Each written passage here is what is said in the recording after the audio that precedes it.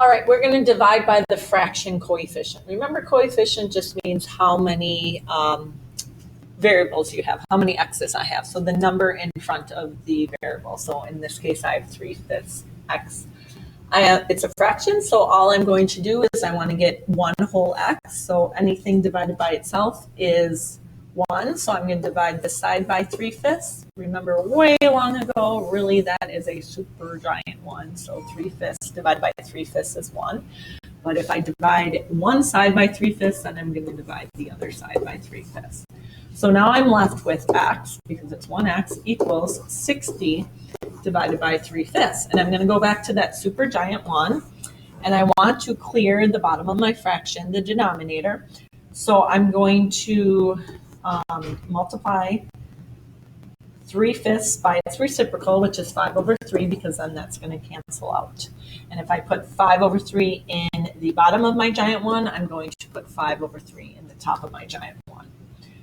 3/5 times 5/3, its reciprocal is going to equal to 1. So really those fractions are going to cancel each other out because anything over 1 is itself. And I'm really left with x equals 60 times 5/3. I'm going to just slide this down because I'm getting a little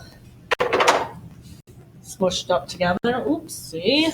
And now I'm marking everything out. So I'm going to divide this down here so I have a little bit more room to work.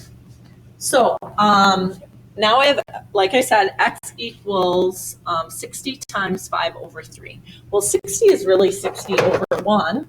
And when I multiply fractions, all I have to do is multiply straight across. So 60 times 5 is 300. 1 times 3 is 3. And I'm left with x equals 300/3. And I know 300/3 is the same as 100. So x equals 100. Now I can do the exact same thing if I have fractions on both sides. I'm going to divide by the fraction coefficient. So I see two fractions here, but remember the fraction coefficient is the fraction that is in front of the variable, telling me how many variables I have. So I'm going to divide this side by 2/5. So I need to divide the right side by 2/5. 2/5 over 2/5 is really 1, so I'm left with b equals 3/7 divided by 2/5. Now remember, I'm going to use my super giant one, and I want to get the 2/5 off the bottom, and I'm going to put the reciprocal of 2/5, which is 5/2. And if I put in the bottom of the giant one, I must put it in the top of the giant one, because anything over itself is 1. The bottoms cancel out, and I'm really left with b equals 3/7 times 5/2. Again, when I am multiplying fractions, I just multiply straight across. I multiply the numerators and I multiply the denominators. So I am left with 3 times 5 is 15. 7 times 2 is 14. And if you looked at the other videos, it's better to not turn this into a decimal because it's a repeating decimal.